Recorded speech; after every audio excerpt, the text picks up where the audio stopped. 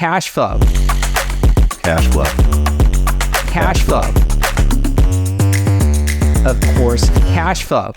Today, we are going to talk about one of the most important things you can find as a real estate investor, which is, of course, cash flow. The problem is it's gotten kind of hard to find over the last couple of years. So to help you all identify great markets in which to invest and find cash flow, I have brought in my friend Zach Lemaster from Rent to Retirement to help identify and talk about how you can also identify great cash flowing markets. Zach, thanks for joining me and helping me out today. Dave, super excited to be here. Everyone, thanks for joining in. Zach Lemaster, the founder and owner of Rent to Retirement, the nation's leading turnkey company. And I am super excited to talk about these three cash flow markets that we have personally been investing in for many, many years. So it's going to be a great show. If you watch this show, this YouTube channel, you know, I talk a lot about data, about numbers in different markets, but we thought it'd be really helpful to bring in Zach because he has the on-the-ground experience in these markets and in other, cash flowing markets as well. So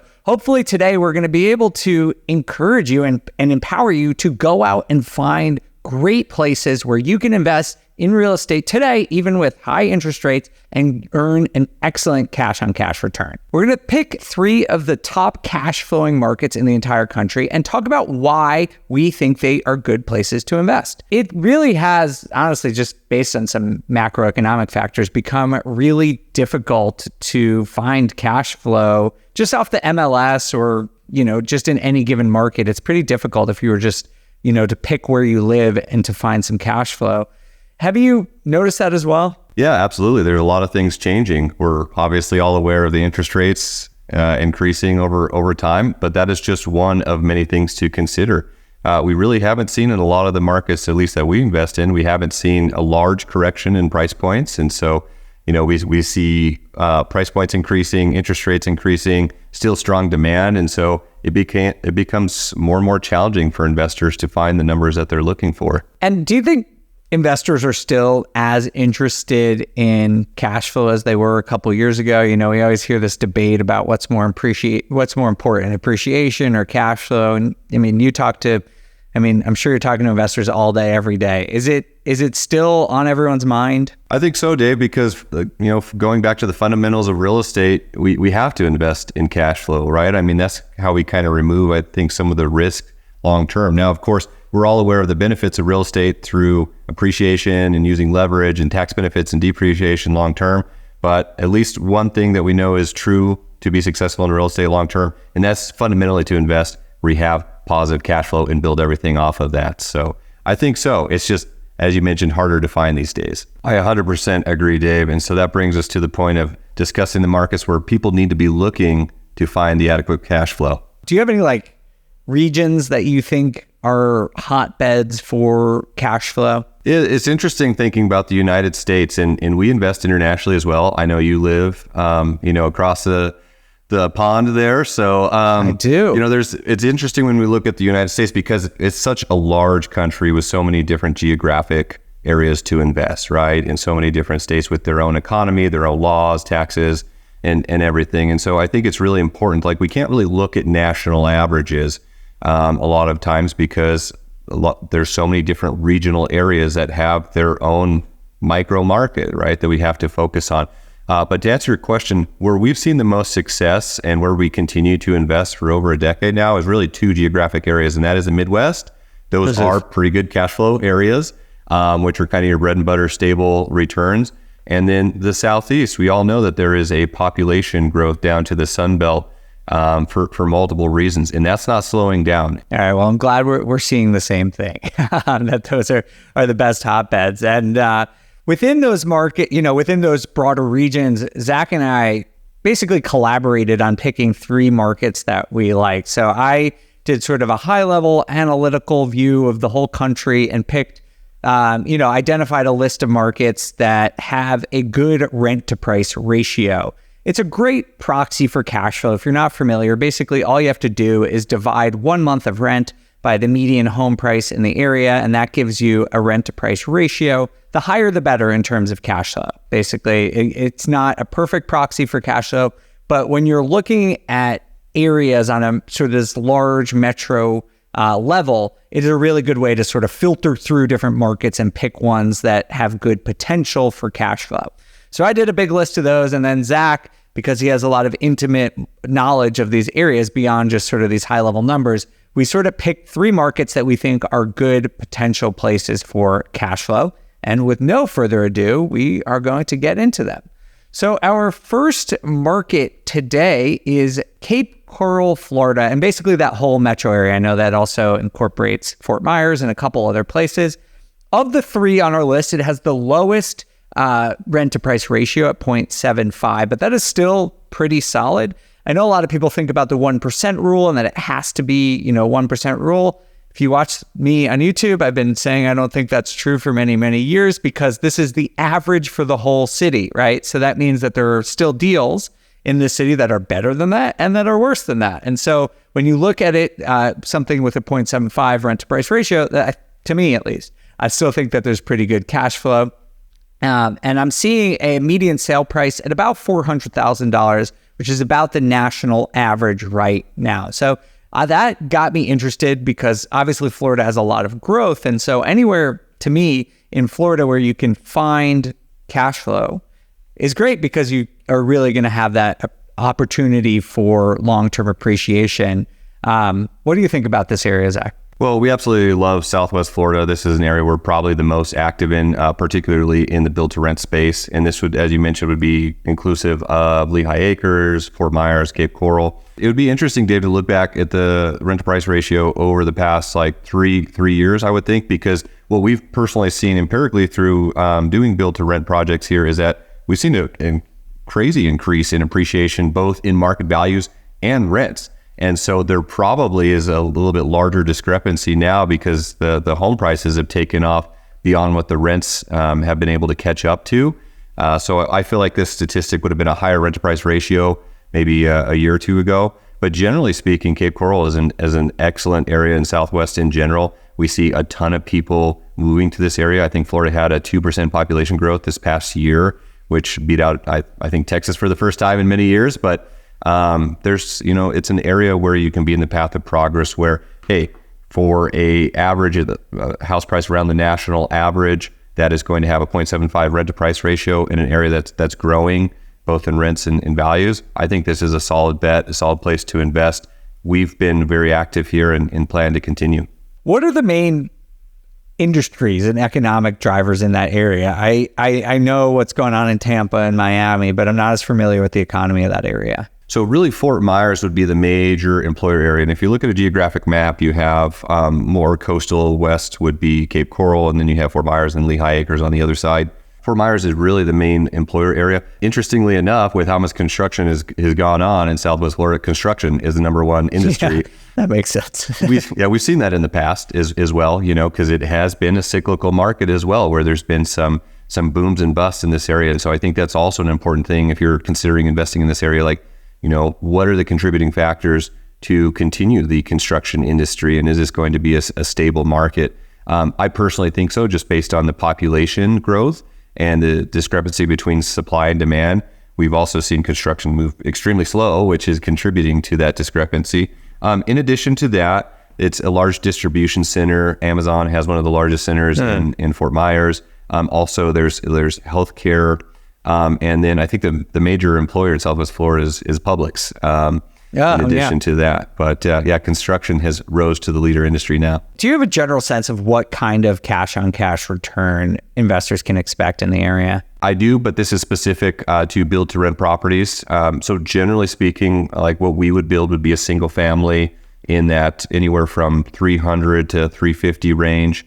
So slightly below the median house price point. And I do think that, just to touch on that point, I think it's really important as far as when we look at stability, because for instance, when we see interest rates have a really dramatic increase, that moves a lot of buyers out of the higher price points. But we still have buyers, that would be in a median home price or below. So anytime, one metric that we look at across the country is anytime we can be below the median house price point, we know that there's probably going to be the highest demand for both resale and for renters. But those houses, what we're seeing right now, it is probably right around that 0.75 rent to price ratio. So if you're putting leverage on that at whatever interest rate is right now, you're probably still between an 8 to 10% cash on cash return if you have, say, that 350 house renting at $2,600 to $2,800 a month. And that was maybe the lowest cash on cash return of our area. So we'll have to see. All right, so let's move on to our second city, which has a average median rent to price ratio of nearly 1%. So very good, which is Kansas City. That's obviously Kansas City, Kansas, and Missouri combined here for the metro area. This whole metro area, and it is a broad area, has a median sale price of about $333,000. I know certain pockets are a lot cheaper, more expensive. This is a broad area, so that's maybe not representative of the places that have the best cash flow, but maybe you can help us understand this market a little bit, Zach. So now we're making a transition to the Midwest, which is in contrast a little bit different than the previous market in the Southeast, because this would be, I think, in my opinion, Dave, a little bit more of a stable, like true cash flow market where we would not expect to see crazy amounts of growth, but people are actually investing in these areas for cash flow. We love Kansas City. I've personally been investing in Kansas City for over a decade now. And have the majority of my single-family rentals still in Kansas City. But this is a great area that is a growing population. Despite what we may say about their football team, the median home price is still growing. You're still seeing some appreciation. You get a good return on your investment, and it's a really stable area. One thing I want to talk about is the secondary market. And this would be true not only of Kansas City, but a lot of the areas that we invest in. Because what we've seen, for example, near Kansas City or a lot of the metropolitan areas like Kansas City or some of these other markets we look at is actually pay attention to some of the secondary markets. These would be areas that are commutable to the metropolitan area, but they have a higher than average median household income. They have higher rents or equivalent rents and lower home prices. Some of these secondary markets to Kansas City, for example, would be Independence, Blue Springs, maybe Raytown in there as well. And we've been really successful in what we call those secondary markets, Dave. Yeah. Are there any particular ones you think the watchers or viewers should know about? I think Independence is number one in Blue Springs. Those are what we will look at. Those are more of like a suburb area where you usually have families moving out of the metropolitan area, have a little bit more space. The median home price, for example, in Independence is, I think, around the 150s range. Rents are still equivalent to about that $1,200 range. In a lot of the, what we would consider like B-class type of areas. And we see significantly less crime, better schools in these areas. And so generally speaking, we have a lot of families moving out to these areas that really tend to stay in the properties longer. And I think we're a lot more successful with those long term. Nice. I like it. I've always, like when I'm doing these analyses, Independence always comes up as a place with really good cash flow, but also, like you said, just strong economic fundamentals. I think there's sort of the stigma sometimes with cash flowing areas that there's not a good economy, but I think Independence is a good example where you can find a good blend. For our third and last market today, we have Akron, Ohio. This has a remarkable rent to price ratio, much higher than most places I've seen, at 1.02%. So it does meet that 1% rule, even on average. And the median sales price is just about $200,000. So maybe about half the national average. So very affordable option for people who are looking to get into a cash flow market. Tell us a little bit about it. We really like Akron. And just since we were talking about secondary markets, Akron, and I could loop in Barberton into that area, at one point was a secondary market of Cleveland. And now I would say it's moved into a primary market as it's continued to grow. I mean, Akron is a great area. Some of the major employers would be education, energy, and healthcare. There's the University of Akron, Summa Health Headquarters, Goodyear, Cleveland Clinic. There's just a lot of growth in Akron, and it's an affordable place to live. I think still post-COVID, a lot of things, I think you'll probably agree with me, Dave, is that we're seeing a lot of people move to locations that are working remotely where you have a more affordable cost of living and a better lifestyle. Even though they're a major employer, maybe across the country. And so Akron, I think, has gotten a lot of this bleed off, a lot of this growth simply because of the national headquarters in this area. And Akron is an area that we just consistently see growth in rents, probably more so than appreciation, but that means there's demand there. I totally agree. One of my, anyone listens to my podcast, I say that I'm long on the Midwest for, I think everyone's moving to the Southeast right now. It's a great place, but I think people are moving towards affordability. And as the Southeast gets more expensive, it's still cheaper than the West Coast, for example. But, I think we will see a resurgence in some of these cheaper, still really nice places to live, but they're just a lot less expensive. And I think Ohio, in addition to Akron, we picked Akron because it's a real standout, but there are a lot of places in Ohio, actually, I think that fall into a similar category. These are 3 great markets, and obviously anyone watching this can consider these particular markets. But Zach, given that you have so much experience with this, do you have any last advice for our viewers who may not live in a cash flowing market, but want to invest in one out of state? Like, how can you get comfortable executing on a deal like in one of these markets or another good one? I would tell everyone that the fundamentals are the exact same, regardless if you're investing locally or choosing a market out of state. You follow the same process. I understand it may be a little daunting if this is your first time investing out of state. I mean, that alone has allowed us to be extremely successful when we decided, hey, we're actually going to go and invest across the country where the numbers made better sense, where it fit our goals better, not necessarily just focusing on our local market because of what we felt comfortable with. You follow the same process. You start with market research, you connect with the right people, you get on BiggerPockets and you find people that are, investing in these areas and can assist you.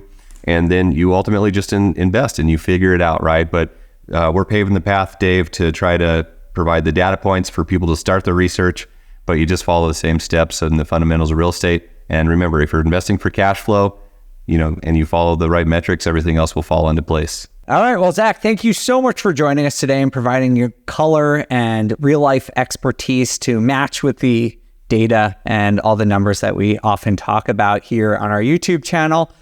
If you are watching this and you are going to take Zach's advice and consider investing out of state or really in any cash flow market, you're going to need a lender. And if you do, you can find one completely for free on BiggerPockets. Just go to biggerpockets.com/find-a-lender. We made that URL very easy for you. There are tons of great lenders who can help you figure out how to finance a deal in one of these markets or any of the other ones that you might research on your own. That's it. That's what we got for you. Zach and I, we picked 3 great markets here, but we would love to hear from you. Are there any cash flow markets that you're considering investing in? Let us know in the comments below. We'd love to hear where you think the best cash flow markets in the US are right now. Thanks so much for watching. And Zach, thanks again. We'll see you all next time.